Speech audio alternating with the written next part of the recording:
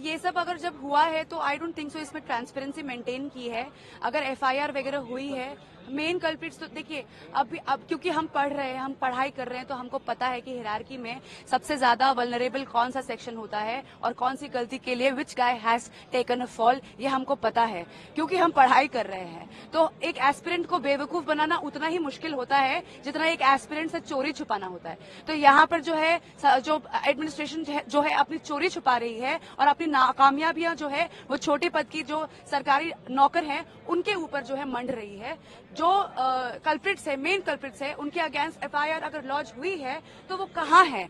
हमें तो अभी तक नहीं मिली है। उसको पब्लिक क्यों नहीं किया गया है? सबसे बड़ा मुद्दा है कि सर एक्शन लिया जाए। सर एलजी साहब आते हैं घूमते फिरते यहाँ पर, मेयर साहब आ जाते हैं कभी घूमते फिरते फुर्सत में, वापिस जाते हैं और फिर भूल जाते हैं कि यहाँ पर बच्चे भी बैठे हुए हैं। सर यहाँ पर जो बच्चे हैं सर यहाँ भूखे मर रहे हैं। सर हंगर स्ट्राइक चल रहा है, मजाक नहीं है सर। ये यहाँ पर जो आप 5-4 चेहरे देख रहे हैं ना सर, उसमें से कल 5वां हमारा भी होगा, 6ठा भी हो सकता है। तब भी इनको अगर थोड़ी भी शर्म है तो हमसे आके बात करें और एक्शन ले उस चीज पे। सर हमारी डिमांड्स पे एक्शन की जरूरत है। सर डिमांड्स हम एक नहीं, हमारे पास लिस्ट है सर ऐसे तो डिमांड्स की, लेकिन जो अभी इमीडिएट इफेक्ट में हमें डिमांड्स जो पूरी करवानी है सर उस पर एक्शन लिया जाए। सर जो हमारी इमीडिएट डिमांड्स हैं, कंपनसेशन चाहिए 5 करोड़ का इस स्टूडेंट को राव की तरफ से, और एफआईआर डिटेल्स चाहिए हमको जिसमें राव एडमिनिस्ट्रेशन का नाम होना चाहिए और एमसीडी ऑफिशियल्स का नाम होना चाहिए और उन्हें अरेस्ट किया जाना चाहिए। और with in a time framework committee गठित होना चाहिए, उसका ऑब्जेक्टिव हमें बताना चाहिए कि उसका प्रूफ के साथ, रिटर्न प्रूफ के साथ कि उनका ऑब्जेक्टिव क्या है। और जो ये लाइब्रेरीज हैं ये परमानेंटली बैन होना चाहिए, सीज होनी चाहिए। ये नहीं कि आज बंद कर दिए 10 दिन में खुल गई।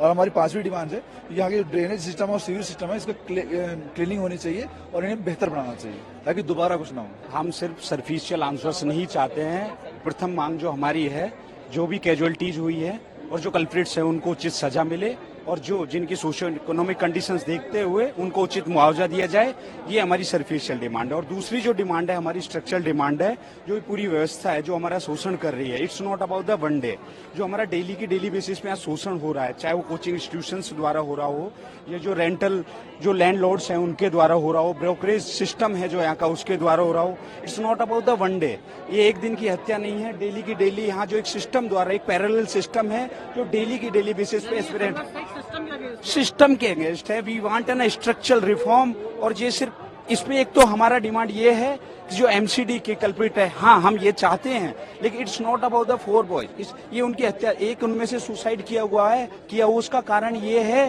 कि उस लड़की का 3000 रुपए रेंट बढ़ गया था, वो प्रीलिम्स में फेल हो गई थी, उसकी सोशियो इकोनॉमिक कंडीशंस की वजह से वो रेंट पे नहीं कर पा रही थी।